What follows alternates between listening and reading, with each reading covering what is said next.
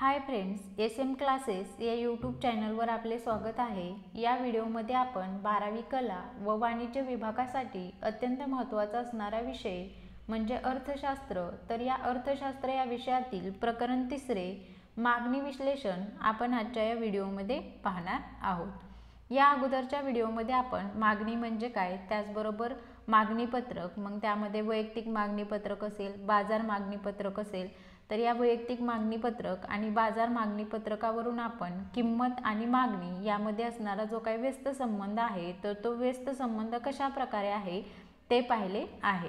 आता आजच्या व्हिडिओमध्ये आपण मागणीचे प्रकार पाहणार आहोत।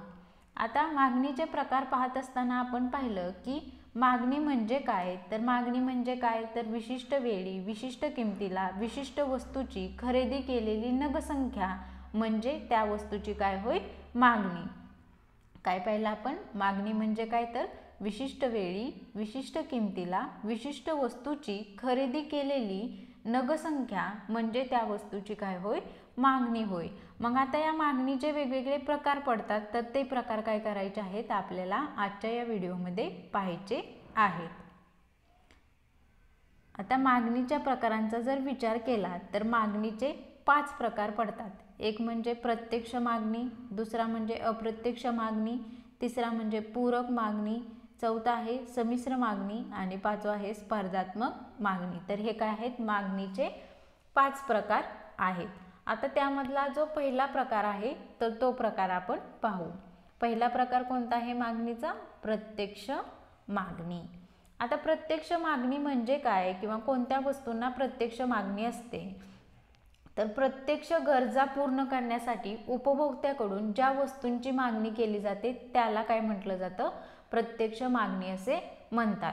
म्हणजे एखादा उपभोक्ता आहे किंवा एखादा ग्राहक आहे तर तो काय करत आहे, आपल्या ज्या काही प्रत्यक्ष गरजा आहेत तर त्या प्रत्यक्ष गरजा पूर्ण करण्यासाठी या उपभोक्त्याकडून किंवा ग्राहकाकडून ज्या वस्तूंची काय केली जाते, मागणी केली जाते, तर त्या मागणीला काय म्हटलं जातं, प्रत्यक्ष मागणी असे म्हणतात। मग ह्या ज्या काही वस्तू असतात तर त्या वस्तू उपभोक्त्याच्या ज्या काही गरजा आहेत म्हणजे ज्या काही प्रत्यक्ष गरजा आहेत तर त्या गरजा भागवत असतात। मग अशा प्रकारच्या उपभोग्य वस्तूंना काय केली जाते, ग्राहकाकडून किंवा उपभोक्त्याकडून मागणी केली जाते आणि याच वस्तूंना काय म्हटलं जातं किंवा या वस्तूंना असणारी जी काही मागणी असते तर त्या मागणीला काय म्हटलं जातं, प्रत्यक्ष मागणी असं म्हटलं जातं। फॉर एक्झाम्पल अन्नाची मागणी असेल किंवा कपड्याची मागणी असेल तर या वस्तूंना असणारी जी काही मागणी आहे तर ही मागणी कशी आहे, प्रत्यक्ष मागणी आहे। का तर या ज्या काही वस्तू आहेत तर त्या वस्तू काय करत असतात, उपभोक्ता असेल किंवा ग्राहक असेल तर यांची जी काही प्रत्यक्ष गरज आहे तर ती प्रत्यक्ष गरज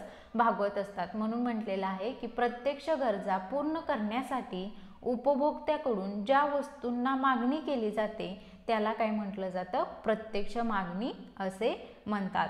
म्हणजे ज्या वस्तू उपभोक्त्यांच्या ज्या काही प्रत्यक्ष गरजा आहेत तर त्या प्रत्यक्ष गरजा भागवत असतात तर अशा वस्तूंना केली जाणारी जी काही मागणी असते तर त्या मागणीला काय म्हटलं जातं, प्रत्यक्ष मागणी असं म्हणतात। फॉर एक्झाम्पल असेल अन्नाची मागणी किंवा कपड्याची मागणी।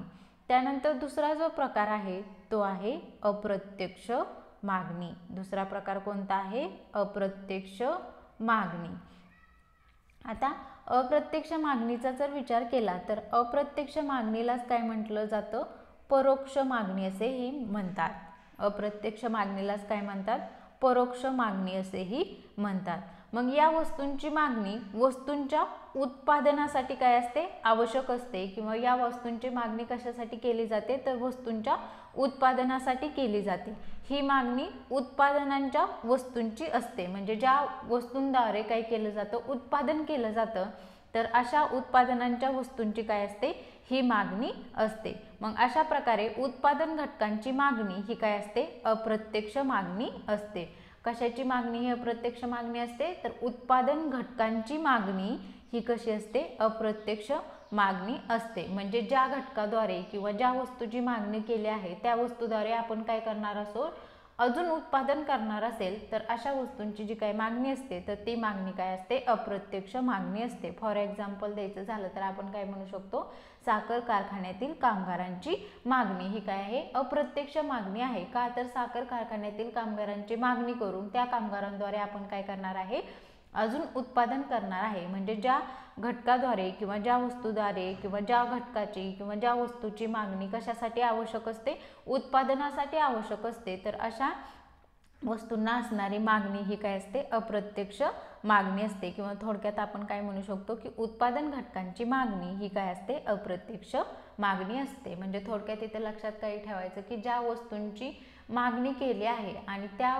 वस्तूंद्वारे काय केलं जाणार आहे, अजून उत्पादन केलं जाणार आहे, उत्पादन घेतलं जाणार आहे, तर अशा प्रकारच्या वस्तूंची मागणी ही काय असते, अप्रत्यक्ष मागणी असते. त्यानंतर बघा, मागणीच्या प्रकाराचा जर विचार केला तर तिसरा प्रकार आहे तो म्हणजे पूरक मागणी. तिसरा प्रकार कोणता आहे, पूरक मागणी. आता पूरक मागणी म्हणजे काय, तर जेव्हा एखाद्या वस्तूची मागणी इतर कोणत्याही वस्तूबरोबर केली जाते तेव्हा त्यास काय म्हटलं जातं, पूरक मागणी असे म्हणतात. काय म्हटलेले, जेव्हा एखाद्या वस्तूची मागणी इतर कोणत्याही वस्तूबरोबर केली जाते तेव्हा त्यास पूरक मागणी असे म्हणतात. म्हणजे एखाद्या वस्तूची मागणी केलेली आहे आणि त्याचबरोबर दुसऱ्या वस्तूची देखील काय केली जाते, मागणी केली जाते, तर त्या मागणीला काय म्हणतात, पूरक मागणी असे म्हणतात. किंवा पूरक मागणीलाच काय म्हटलं जातं, संयुक्त मागणी असं देखील म्हटलं जातं. मग विशिष्ट गरज पूर्ण करण्यासाठी दोन किंवा अधिक वस्तूंची एकत्रित मागणी केली जाते तेव्हा काय होत असतं, पूरक मागणी अस्तित्वात येत असते. फॉर एक्झाम्पल, आपण जर शाई पेन आणि शाईच्या मागणीचा विचार केला किंवा कार आणि इंधनाच्या मागणीचा विचार केला, म्हणजे इथं काय केलेलं आहे, तर विशिष्ट गरज पूर्ण करण्यासाठी दोन किंवा अधिक वस्तूंची काय केलेली आहे, एकत्रित मागणी केलेली आहे. म्हणजे फॉर एक्झाम्पल, आपण शाई पेन घेतला तर त्यावेळेस आपल्याला तो शाई पेन किंवा त्या शाई पेनाचा वापर करण्यासाठी कशाची गरज आहे, शाईची देखील गरज आहे. शाई घेतल्याशिवाय आपण तो पेन काय करू शकत नाही, वापरू शकत नाही. म्हणजे त्या ठिकाणी आपण काय करत आहे, दोन वस्तूंची एकत्रित मागणी करत आहे, म्हणजे शाईचा पेन आणि शाई पण. आणि त्यानंतर दुसरं उदाहरण द्यायचं झालं तर आपण म्हणू शकतो कार आणि इंधन. जर कारची मागणी केली तर ती कार चालवण्यासाठी जे काही इंधन आवश्यक आहे तर त्या इंधनाची पण आपण काय करतो, मागणी करतो. म्हणजे थोडक्यात काय की विशिष्ट गरज पूर्ण करण्यासाठी काय केलं जातं, जेव्हा दोन किंवा अधिक वस्तूंची एकत्रित मागणी केली जाते त्यावेळेस त्या मागणीला काय म्हटलं जातं, पूरक मागणी किंवा संयुक्त मागणी असं म्हणतात. त्यानंतर पुढचा जो मागणीचा प्रकार आहे तो आहे संमिश्र मागणी. आता संमिश्र मागणी म्हणजे काय, तर एका वस्तूची मागणी अनेक उपयोगांसाठी केली जाते तेव्हा त्यास संमिश्र मागणी असे म्हणतात.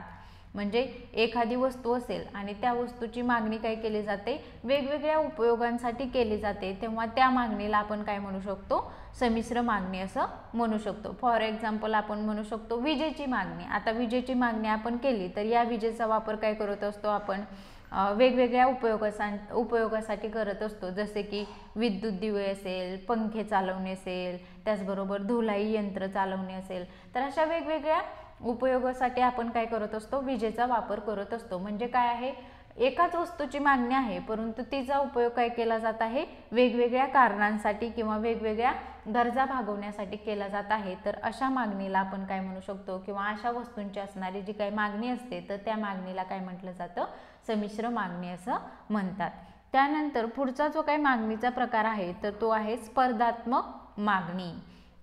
आता स्पर्धात्मक मागणी म्हणजे काय, किंवा ही जी काही मागणी असते तर ती कशा प्रकारच्या वस्तूंना असते, तर ही अशा वस्तूंची मागणी असते जी एकमेकांना काय असतात, पर्याय असतात. म्हणजे आपण पाहतो दोन वस्तू काय असतात, एकमेकांना पर्यायी असतात. फॉर एक्झाम्पल, चहाऐवजी आपण काय करतो, चहा नसेल तर कॉफी घेतो किंवा साखर नसेल तर गूळ घेतो. म्हणजे अशा ज्या काही दोन पर्यायी वस्तू असतात तर या दोन पर्यायी वस्तूंना असणारी जी काही मागणी असते तर त्या मागणीला आपण काय म्हणू शकतो, स्पर्धात्मक मागणी असं म्हणतो. तर हे सर्व काय आहेत, मागणीचे प्रकार आहेत. त्यामध्ये आपण पहिला प्रकार पाहिला बघा, मागणीच्या प्रकारामध्ये प्रत्यक्ष मागणी. प्रत्यक्ष मागणी, मग यामध्ये आपण पाहिलं की प्रत्यक्ष गरजा पूर्ण करण्यासाठी उपभोक्त्याकडून ज्या वस्तूंना मागणी केली जाते त्याला काय म्हटलं जातं, प्रत्यक्ष मागणी. त्यानंतर दुसरा प्रकार आपण पाहिला, अप्रत्यक्ष मागणी. आता अप्रत्यक्ष मागणीलाच काय म्हटलं जातं, परोक्ष मागणी असे म्हणतात. आणि अप्रत्यक्ष मागणी किंवा परोक्ष मागणी म्हणजे काय, तर या ज्या काही वस्तूंची मागणी असते तर ती वस्तूंची मागणी कशासाठी केली जाते किंवा कशासाठी आवश्यक असते, तर उत्पादनासाठी आवश्यक असते. किंवा थोडक्यात आपण काय म्हणू शकतो, उत्पादन घटकांची मागणी ही काय असते, अप्रत्यक्ष मागणी. म्हणजे ज्या घटकांद्वारे काय केलं जाणार आहे किंवा ज्या घटकांचा किंवा ज्या वस्तूंचा उपयोग करून अजून उत्पादन केलं जाणार आहे, तर अशा वस्तूंना किंवा अशा घटकांना असणारी मागणी ही काय असते, अप्रत्यक्ष मागणी असते. त्यानंतर तिसरा जो काही प्रकार आपण पाहिला तो पाहिला पूरक मागणी. मग त्यामध्ये आपण काय पाहिलं, तर एखादी विशिष्ट गरज असेल तर ती विशिष्ट गरज पूर्ण करण्यासाठी दोन किंवा अधिक वस्तूंची एकत्रित मागणी केली जाते, त्याला आपण काय म्हणतो, पूरक मागणी. किंवा पूरक मागणीलाच काय म्हटलं जातं, संयुक्त मागणी. मग आपण पाहिलं शाई पेन आणि शाईची मागणी असेल किंवा कार किंवा इंधनाची मागणी असेल, म्हणजेच एकच गरज आहे परंतु ती गरज पूर्ण करण्यासाठी काय केलं जात आहे, किंवा विशिष्ट गरज पूर्ण करण्यासाठी काय केलं जात आहे, दोन किंवा अधिक वस्तूंची एकत्रित मागणी केली जात आहे, त्याला काय म्हटलं जातं, पूरक मागणी किंवा संयुक्त मागणी. त्यानंतर पुढचा जो प्रकार आपण पाहिला तो म्हणजे संमिश्र मागणी. तर या ठिकाणी संमिश्र मागणी कशासाठी केली जाते किंवा कोणत्या वस्तूंना संमिश्र मागणी असते, मग त्यामध्ये आपण पाहिलं विजेची मागणी असेल, म्हणजे वस्तू काय आहे, एकाच वस्तूची मागणी केली जाणार आहे परंतु त्या वस्तूचा उपयोग काय केला जाणार आहे, वेगवेगळ्या गरजा पूर्ण करण्यासाठी केला जाणार आहे.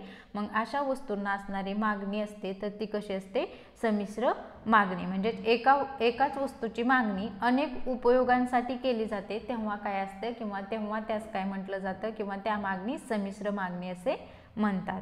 त्यानंतर पुढचा जो प्रकार आपण पाहिला तो म्हणजे स्पर्धात्मक मागणी. आता स्पर्धात्मक मागणी यामध्ये आपण काय पाहिलं की ज्या काही पर्यायी वस्तू असतात, फॉर एक्झाम्पल चहा कॉफी असेल, साखर गुळ असेल, तर अशा ज्या काही पर्यायी वस्तू आहेत तर या पर्यायी वस्तूंना असणारी जी काही मागणी असते तर त्या मागणीला काय म्हटलं जातं, स्पर्धात्मक मागणी असे म्हणतात. तर असे आपण मागणीचे किती प्रकार पाहिले, 5 प्रकार पाहिले. प्रत्यक्ष मागणी, अप्रत्यक्ष मागणी, पूरक मागणी, संमिश्र मागणी आणि स्पर्धात्मक मागणी. तर हे सर्व काय आहेत, मागणीचे प्रकार आहेत. व्हिडिओ आवडला असेल तर नक्कीच लाईक करा, सबस्क्राईब करा आणि नंतरच्या व्हिडिओचे नोटिफिकेशन मिळवण्यासाठी बेल आयकॉनवरती प्रेस करा. थँक्यू.